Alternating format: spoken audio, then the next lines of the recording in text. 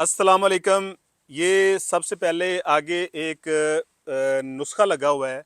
ये एक Indian doctor के हाथ का लिखा हुआ नुस्खा है। ये आप देख सकते हैं कि उसने अच्छी लिखाई की हुई है कि एक एक लफ्ज़ की समझ आ रही कि उसने क्या लिखा हुआ अपने नुस्खे के ऊपर। और अभी ये जो अब आप देख रहे हैं नुस्खा, ये हमारे एक पाकिस्तानी डॉक्टर के हाथ का लिखा हुआ है। और यकीन करें, सिर्फ जो मेडिकल स्टोर से जिनका ताल्लुक है, जिनका मेडिकल से जिनका ताल्लुक है, उनके अलावा कोई बंदा मुझे और पढ़ के मुझे कमेंट्स में बता दे कि ये भाई साहब ने क्या लिखा हुआ है। असल में यही हमारे मुआशरे का अलमिया है कि हम पैसे की दौड़ में हम लोग इतने ज़्यादा अंधे हो गए हुए हैं कि हम जायज़ नाजायज़ हमारे लिए कोई मानी नहीं रखता।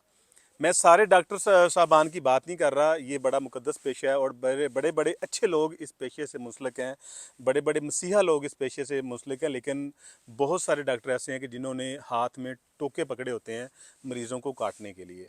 उसकी क्या वजह है कि पैसे की बेजा जो तकलीद है, जो अंधाधुंध एक दौड़ है, उसमें डॉक्टर तो क्या, हमारे मुआशरे से ताल्लुक़ रखने वाला तकरीबन हर बंदा ही उसमें शामिल है। डॉक्टर साहब नुस्खे ऐसे लिखते हैं कि उनकी मेडिकल स्टोर वाला जो होता है उसके सिवा किसी को समझ नहीं आती। मैं एक पढ़ा लिखा बंदा हूँ, मुझे यकीन करें कि मोस्टली डॉक्टरों के जो नुस्खे हैं मुझे उनकी समझ नहीं आती कि इसने इसने उसके ऊपर कौन सी दवाई लिखी हुई है। अब जब हम मेडिकल स्टोर पे जाते हैं तो ये मेडिकल स्टोर वाले के ईमान पर डिपेंड करता है कि जो मेडिसिन लिखी है वो हमें वही दे रहा है या वो हमें को चेंज करके दे रहा है।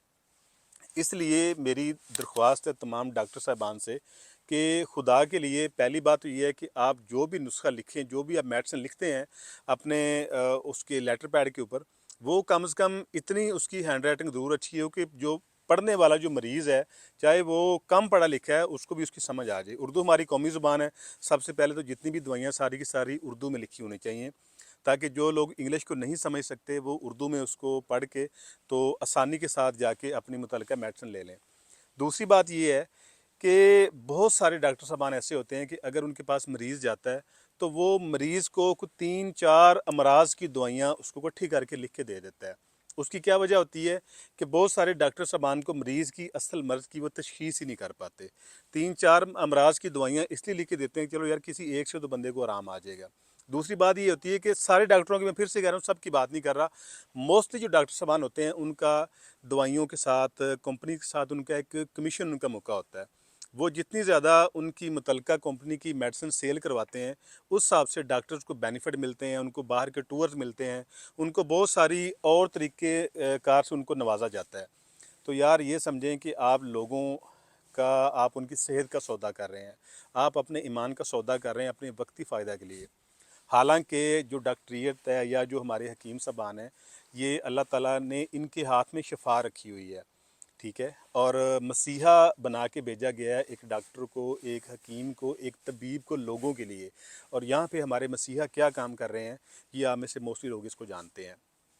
दूसरी बात यह है कि डॉक्टर साहबान को चाहिए कि मुतलका जो बंदा आपके पास आया है उसका जो असल मरज़ है उसकी तशख़ीस करें, अगर आप उस काबिल हैं तो।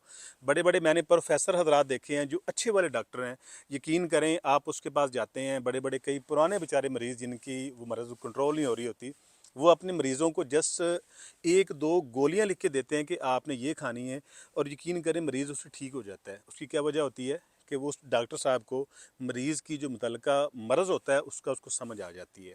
लेकिन अक्सर हमारे डॉक्टर हजरात अपने फ़ायदे के लिए, या उनको समझ भी नहीं आती कि मरीज़ को मसला क्या है, इतना बड़ा शापर थमा देते हैं जो बेचारा मरीज़ खाता खाता वो किसी और बीमारी का साथ में शिकार हो जाता है गलत दवाइयाँ लेके।